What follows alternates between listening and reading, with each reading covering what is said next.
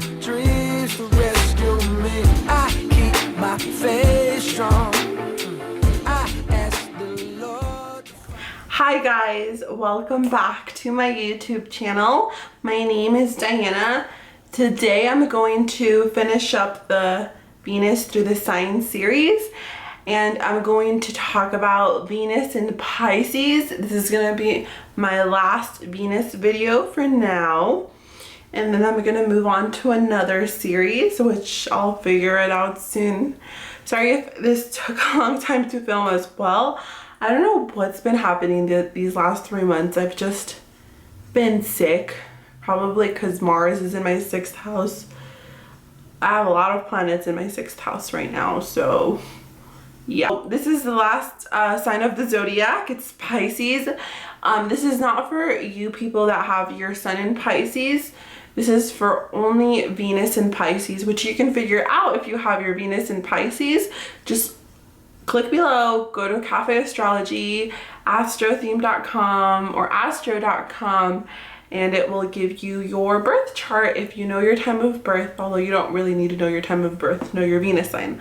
So Venus is exalted in Pisces, which means that Venus's qualities are super powerful and they work the best in this sign. Why? Because Pisces is a dreamy romantic sign, and Venus is romance and it's love and beauty. So when your Venus is in Pisces, you probably believe in magic. You probably believe in things that help you escape from reality.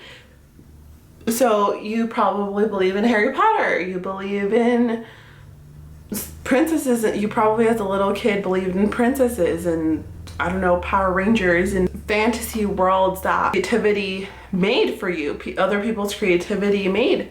Or, you know, even if you didn't necessarily believed in it because you had a good base with reality, if you have a lot of earth in your chart, then, you know, you were a big fan of it. So Venus in Pisces is, you know, a really magical sign to be in, or it's a really magical and beautiful placement to have, just because you guys are escapists of reality. You guys love to live in your dream world, and you guys love to be creative, and it just makes you a colorful, romantic, beautiful soul. That's why a lot of Venus and Pisces people, they can be great writers. They can write, you know, magical stories like Harry Potter movies, or stories about vampires, or you know, stories about fairy tale like stories. You guys have the power in your minds to do that. Some of you guys may even like anime and things like that. Your creativity can go on another level. You may express your creativity through your tattoos, or you may express a lot of your creativity through drawing abstract things, or just having the gift for drawing. Venus in Pisces can really make a person blessed with a gift for any type of art.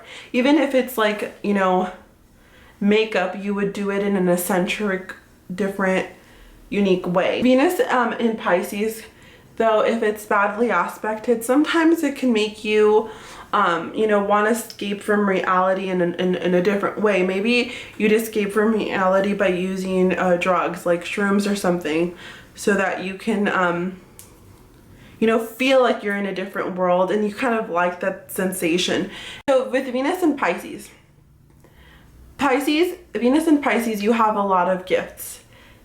Will you use your gifts? Well, that's up to the rest of your chart.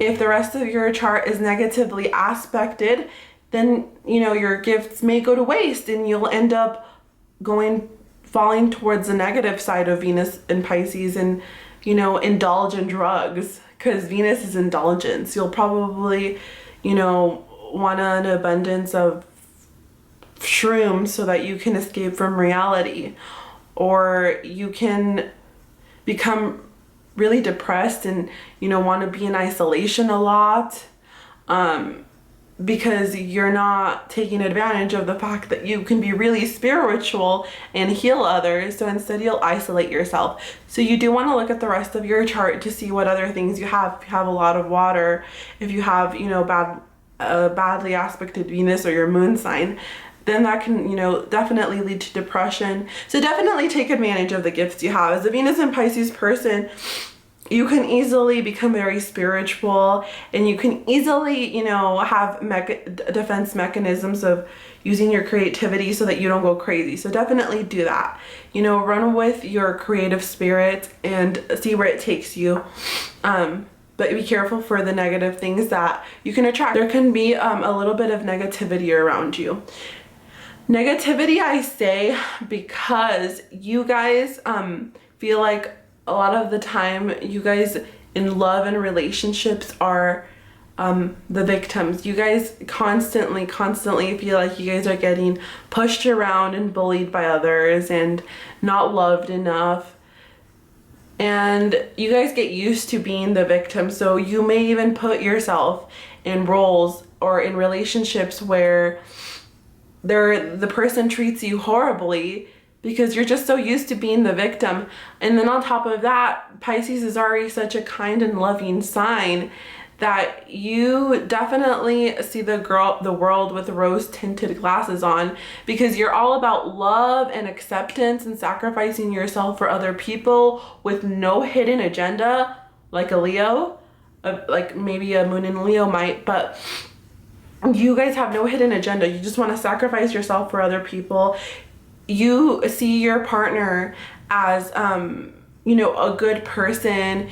You know that nobody's perfect and you can accept that, so you only focus on their good qualities or make good qualities for them when there really isn't any, because you have such a great imagination. So that's one thing that I will warn you, Venus and Pisces.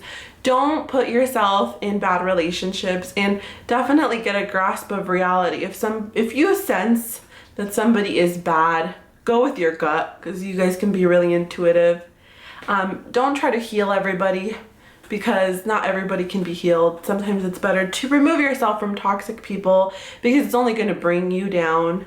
You know, you're meant to, you know, show people kindness, and, you know, people look up to you for how much of a bigger person you can be by not, you know, going bad and rotten like everybody else. So definitely use that to your advantage. Now, if they do find the right person, a Venus and Pisces can, you know, hold hands with them and walk through life together. They're a great support partner. If you want a support partner, they're romantic, they're kind, they'll, you know, help you out in any way they can. But when you're in a relationship with Venus and Pisces, definitely just let them have their creative outlets, because I think ultimately that's what will keep them sane. And make sure you love them, because love for Venus and Pisces, love helps them escape, you know, reality. Like if they're having a bad day at work, or if they, you know, had a death in the family, if you're in a relationship with a Venus and Pisces, it's important for them to know that you love them and you care about them, because that's a healthy way for them to escape reality for a little bit and, you know, stay their happy selves and not go to that isolation, depressed thing that they can do. Now, Venus and Pisces man is like your knight in shining armor. If you girls want to date a guy that will, you know, be at your hip all the time and adore you, and, you know, someone who would be loyal to you, date a Venus and Pisces guy. They can be a little bit clingy, so if you're not into clinginess, maybe not, because they're probably not going to let you have that much of your freedom, because they'll love you with all their soul. They'll sacrifice everything for you. You know, it was said that Jesus, if you guys are religious like that, had his Venus in Pisces because he truly, you know, what love and acceptance and forgiveness really is, with no selfish feelings. Description for Venus and Pisces. I hope that you guys enjoyed it. If you guys have any questions or comments, please leave them below. Again, thank you for subscribing and watching, and I'll talk to you guys soon. So thank you. Bye guys.